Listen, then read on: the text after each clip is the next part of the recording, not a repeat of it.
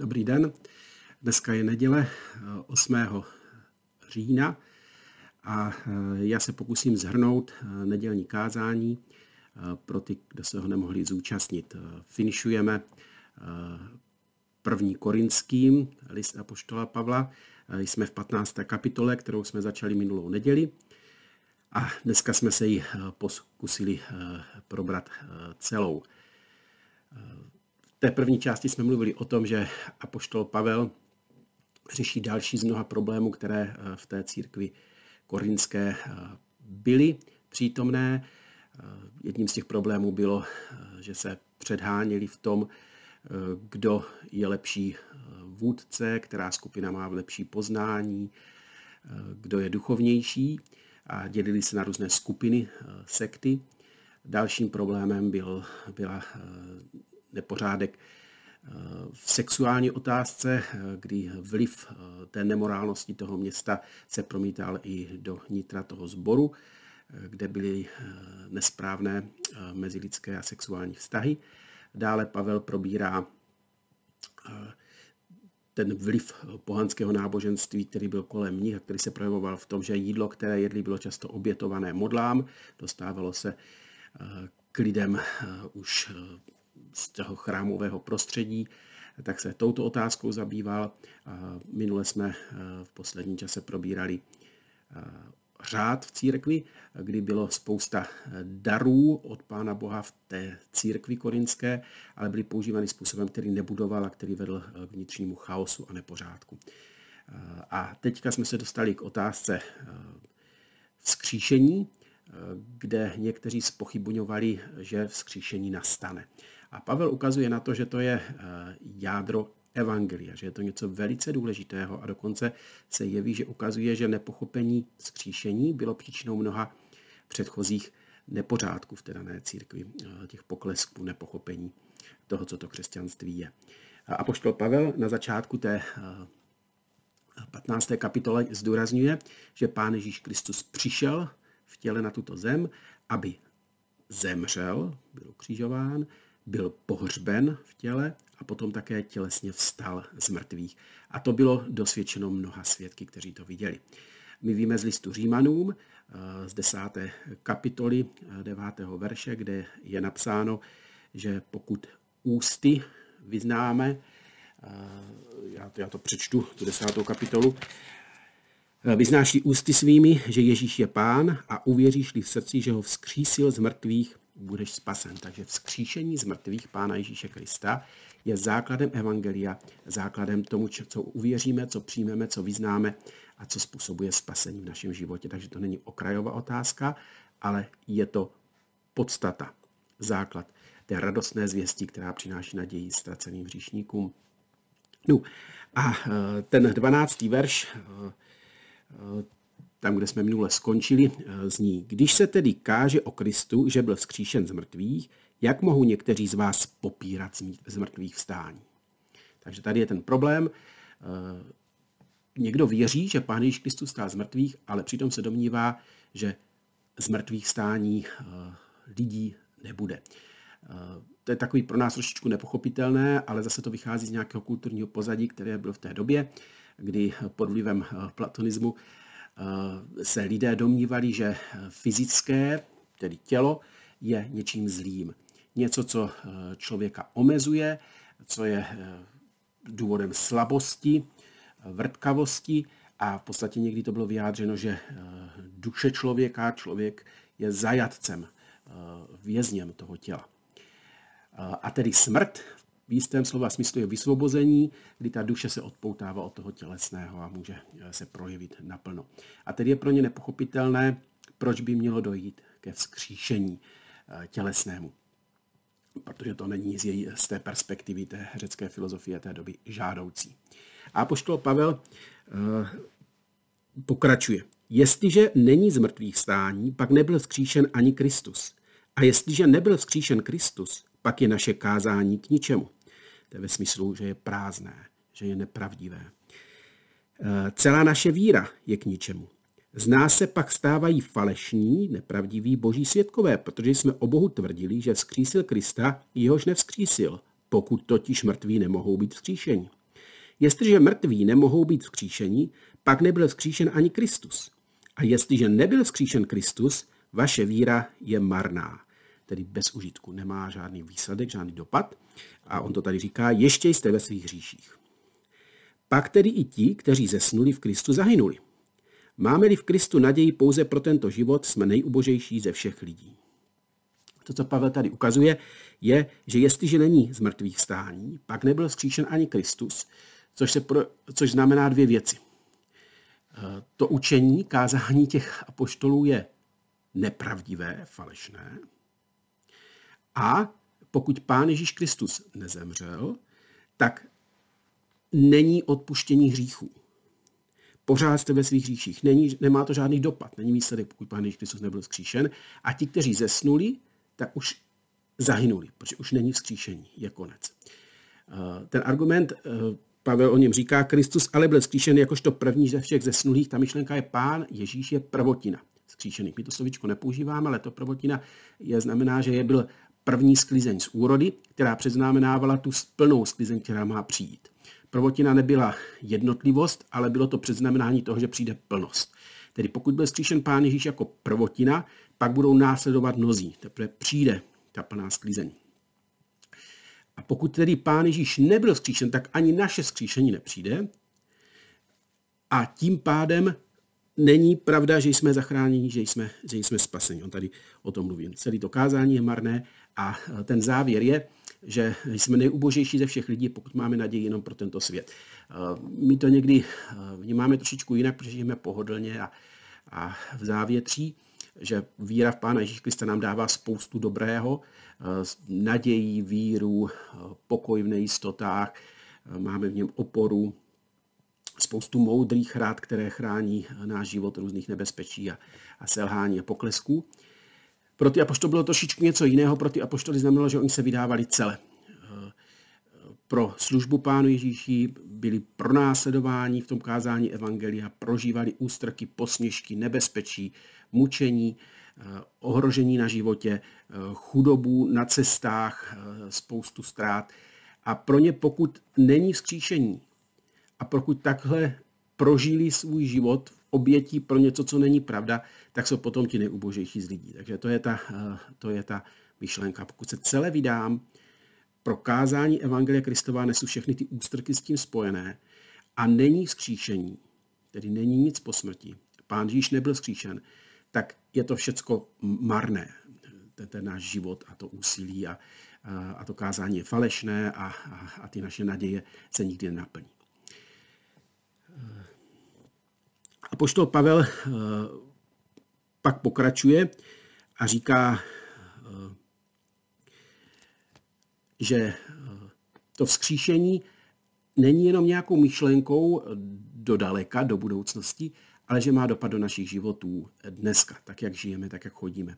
A ten dopad je v podstatě trojí. Ten první je zmíněn v závěru toho odstavce, kdy je napsáno, že prožíval spoustu ústrků v Efezu a jestliže mrtví nebudou vzkříšení, pak jesme a pijme, vždyť zítra zemřeme. Nepleťte se, špatné vztahy kazí mravy. Opravdu se zpamatujte a zanechte hříchu. Někteří totiž Boha vůbec neznají, říkám to však k vaší hanbě. Ta první věc, jak se promítá, co znamená tělesné vzkříšení pro dnešní život, chození s Pánem Ježíšem, je, že vidíme, že Pánu Bohu záleží na našem těle, je to pro něho důležité a on nás tělesně vzkřísí. A pokud Pán Ježíš vnímá tady dává takovýto význam našemu tělu, tak i my bychom měli žít s respektem, s úctou, jak s tím tělem nakládáme. A máme se ochránit od tělesných hříchů. Máme žít svatě, čistě, máme se obětovat, vydávat svá těla jako živou, dobrou oběť Pánu Bohu. Takže nás to má vést k svatosti. To byl právě problém těch korinských, kteří měli někdy dojem, že co dělají s tělem, na tom nezáleží, co se týče i vztahu v sexu a nedávali si pozor. Naopak, to, že Pán Bůh nás vzkřísí tělesně a to tělo bude mít kontinuitu s tím tělem, které máme nyní, tak proto máme dbát na to, jak s tím tělem nakládáme.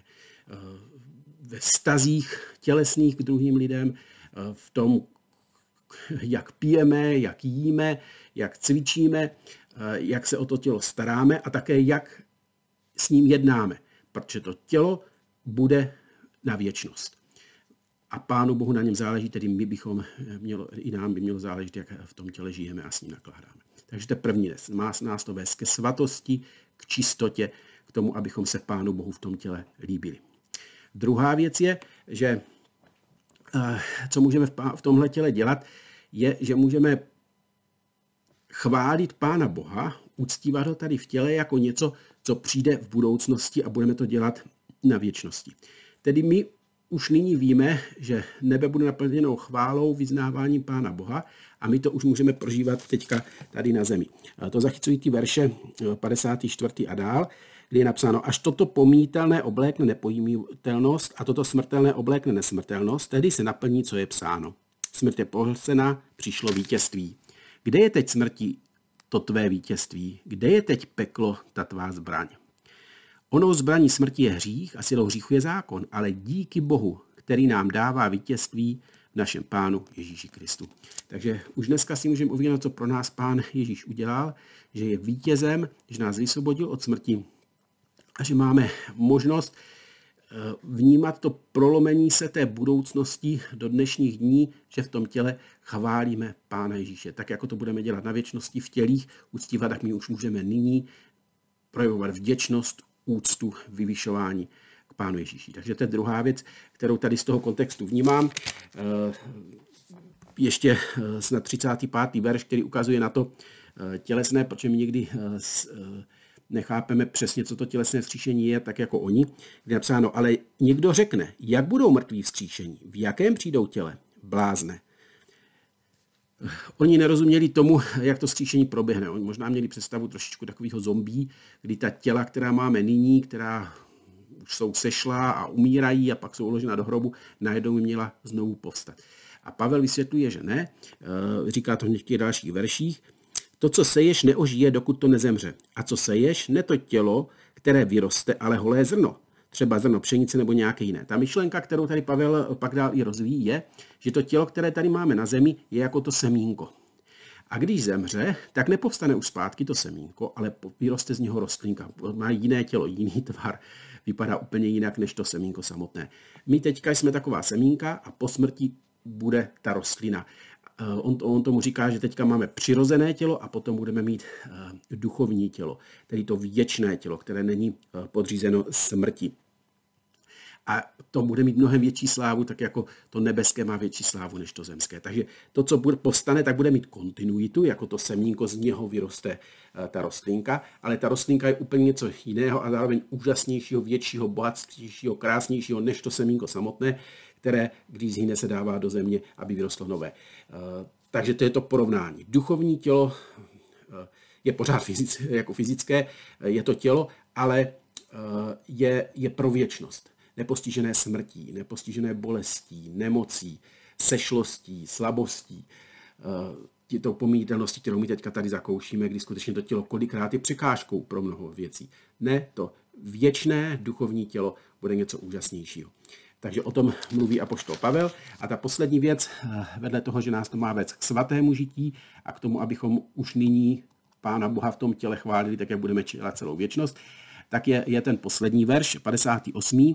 Proto, moji milovaní bratři, buďte pevní a nepohnutelní, rozrůstejte se v Pánově díle a vězte, že vaše práce pro Pána není zbytečná. A tady je ukázáno na to, že to tělesné vzkříšení má vliv na to, jak žijeme ve službě Pánu.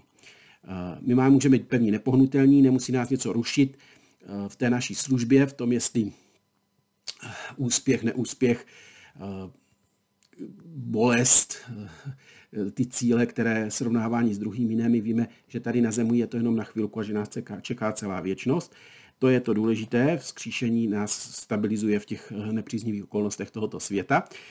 Ale ten důraz, o kterým tady mluví, je rozrůstejte se v Pánově díle a vězte, že vaše práce pro Pána není zbytečná, tedy není pomítelná. Ten důraz, který tady Pavel dává, je, že to, co děláme nyní tady na zemi, v našich tělích, přetrvá do věčnosti, do Božího království. Tedy my už nyní v těch tělích, to, co děláme, budujeme něco, co bude potom se projevovat po celou věčnost na nebesích, nové nebe a nová země. Já si to trošičku představuji, jako když lidé před mnoha staletími stavěli katedrály a my se teďka podíváme na ty opracované kameny a výzdoby a sloupy, tak něco, co oni dělali před mnoha staletími, tak teďka v tom uctívání Pána Boha pořád je vidět. A tak si myslím, že to bude i na nebi, že to dílo našich rukou nepomíne. Není omezené na tuto zemi, ale to, co děláme pro Pána, je něco, co má přesah do věčnosti. My někdy vnímáme svoji práci, že má být vždycky všechno pro Pána k jeho slávě, to je správně, že naše skutky budou hodnoceny, aby budeme odměněni podle toho, i když to celé tomu nerozumíme, tak to je také správně, ale tohle je ještě třetí aspekt, něco dalšího, že totiž to, co vykonáme pro Pána, nepomíne, není jenom pro tuto zemi, ale má přesah do věčnosti, do Božího království. A to nás má vést k tomu, abychom, jak máme to tělo využívat, jak máme plně žít, když s tím tělem souvislí, to tělo bude mít kontinuitu, takže se o něho starejme, bereme ho velice vážně, protože ho budeme mít na celou věčnost, to tělo. Uvědomme si, že už teďka v tom těle můžeme něco dělat, co budeme dělat i na věčnosti, a to je chválit Pána Boha, tak jej chválme. A to, co uděláme těmato rukama, řekneme těmito ústy, to, do čeho investujeme, to, co děláme pro Pána, jak mu sloužíme tady na zemi, tak je něco, to dílo se projeví do Božího království, něco, co má přesah až do věčnosti. Není to jenom tady na tuto chvíli. Něco, co tam bude na věčnosti vidět. My se podílíme na budování Božího království teď nyní. Mám podtržený verš tady z toho celého textu, ten 19, ještě jednou ho přečtu. Máme-li v Kristu naději pouze pro tento život, jsme nejubožejší ze všech lidí. Ale my nemáme naději jenom pro tento život. My máme naději slávy v Pánu Ježíši Kristu, jak je, myslím, ve Filipenským napsáno, že Kristus z nás je naděje slávy, nebo v Kolosenským. A uzavřel bych posledním veršem z první Janovi, listu Janova z 3. kapitoly.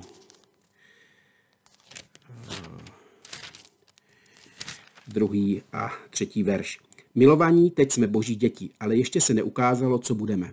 Víme však, že až se ukáže, budeme podobní jemu, neboť ho uvidíme tak, jak je. Každý, kdo k němu upíná tuto naději, usiluje být čistý, jako je on čistý. A tak ten život tady na zemi už teďka v tělích můžeme prožívat v tom zahledění se na Pána Ježíše Krista, který je jako prvotina v tom duchovním těle, už teďka po Boží pravici, a těšit se na to, že až ho uvidíme, tak budeme takový, jaký je on. Budeme i my mít ta oslavená těla a budeme odrážet jeho charakter, jeho milost, která se u nás projevila, a proto už tady na zemi máme žít životem takovým způsobem, aby na nás byl on sám vidět.